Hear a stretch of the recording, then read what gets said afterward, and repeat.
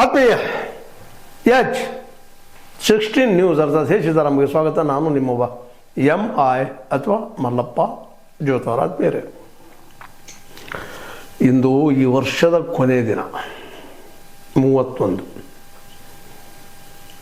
ನಿಜವಾಗಿಯೂ ಈ ಕೊನೆಯ ದಿನದಿಂದ ಆತ್ಮವಿಮರ್ಶೆ ಮಾಡಿಕೊಳ್ಳೋದು ಬಹಳ ಮಹತ್ವದ್ದಂತ ನನಗನ್ನಿಸ್ತದೆ.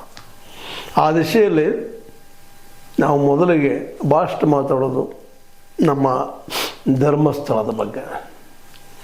ಧರ್ಮಸ್ಥಳದ ಬಗ್ಗೆ ವಿಚಾರ ಮಾಡಿದಾಗ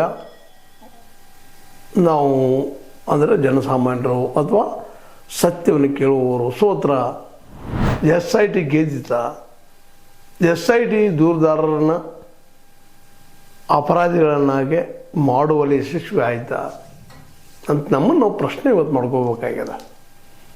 ಯಾವ ವಿಸಲ್ ಬ್ಲೋವರ್ ಇದ್ದಾರ ಅವರು ಇವತ್ತು 6 ಜನ ಈ